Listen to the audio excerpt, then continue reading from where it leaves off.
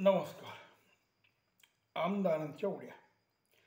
जसं विधानसभा निवडणुका जवळ येऊ लागल्या तसं सत्ताधारी पक्षात, विरोधी पक्षातली आणि जे आमदार नाहीत पण इच्छुक उमेदवार आहेत असे सगळेच लोक इकडून तिकडे उड्या मारू लागले. काही तिकिटासाठी उड्या मारत आहेत, तर काही आदिवासी कामं होत नाही म्हणून आदिवासी मंत्री राहिलेले आमदार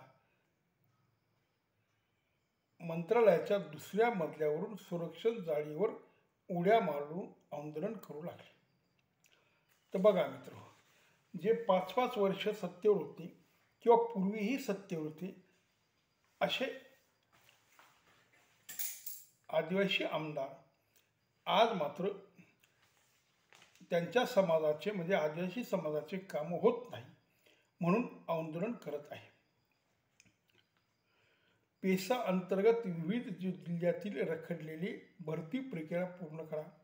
धनगर समाजाची आदिवासी आरक्षणातील घुसखोरी थांबवून अधिसंख्य पदे भरावीत आदी मागण्यासाठी विधानसभा निवडणुकीच्या तोंडावर खुद्द विधानसभा उपाध्यक्ष नरहरी झिरवाळ यांच्यासह 4 आदिवासी मंत्री, यात राष्ट्रवादीचे अजित पवार गटाचे किरण लहामटे अकोला, भाजप खासदार हेमंत सावरा पालघर, काँग्रेसचे हिरामन कोसकर इगतपुरी, बहुजन विकास आघाडीचे आमदार राजेश पाटील ह्या मंत्र्यांनी किंवा ह्या आमदारांनी मंत्रालयाच्या दुसऱ्या मजल्यावरून संरक्षण जाळीवर उड्या मारून आंदोलन केलं. तर इकडे आपल्याला आपल्या मतदारसंघात तिकीट मिळणार नाही, कारण आपण ज्या पक्षाकडे आहोत त्या पक्षात ती जागा सुटत नाही, तर दुसऱ्या मित्र पक्षाला जागा सुटते. म्हणून हर्षवर्धन पाटील हे शरद पवार साहेबांच्या भेटीला गेले आणि त्यांनी राष्ट्रवादी प्रवेश करत तिकीट मिळेल अशा आशेने पक्षांतर केलं. असे बरेचसे महाराष्ट्रात 10-20 पेक्षा जास्त लोक आहेत की पूर्वी ज्या पक्षात होते त्या पक्षातून दुसऱ्या पक्षात फक्त तिकिटासाठी जात आहेत.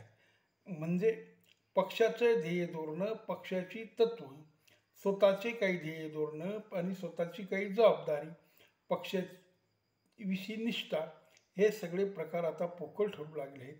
फक्त जिंकून येणे आणि आमदार म्हणून राहणे याला एवढं महत्त्व आलं की जुने जाणते लोक, मग ते शंकरराव चव्हाणचे चिरंजीव असतील किंवा बाकीचे जे लोक असतील वेगवेगळ्या पक्षातले, त्यांनीही अशा प्रकारे इकडून तिकडे उड्या मारायला सुरुवात केली. म्हणजे जेव्हा निवडणुका येतात तेव्हा यांना स्वतःच्या आमदारकीची काळजी वाटते आणि मग ते इकडून तिकडे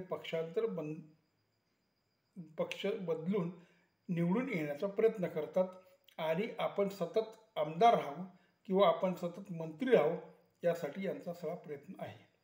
तसंच जशा निवडणुका येतात तशा आमच्या समाजाचं कामं होत नाही, तसंच आमच्या मतदारसंघात आम्हाला दुजाभावाची वागणूक मिळते. आमचे तालुक्यात असणारी कामं सत्ताधारी पक्ष होऊ देत नाही, अशा काहीतरी वेगवेगळ्या सवयी सांगून हे लोक इकडून तिकडे पक्षांतर बंदी करतात किंवा आंदोलन करतात आणि लोकांना दाखवतात की आम्हाला तुमची किती काळजी आहे.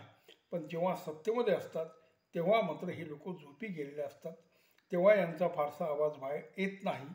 पण एकदा 2 महिने 3 महिने वर निवडणूक आल्या की यांना पंख फुटतात आणि पावसाळ्यातल्या जसे छत्र्या उभा राहतात किंवा पावसाळ्यातल्या जसे बेडूक डराडरा करतात, अशा पद्धतीने यांचा डराडरा सुरू होतो आणि इकडून तिकडे पळापळ सुरू होते. तसंच आम्ही खूप काही समाजासाठी, आमच्या मतदारासाठी काम करतो असं दाखवण्याचा हा सगळा प्रयत्न आहे. नमस्कार.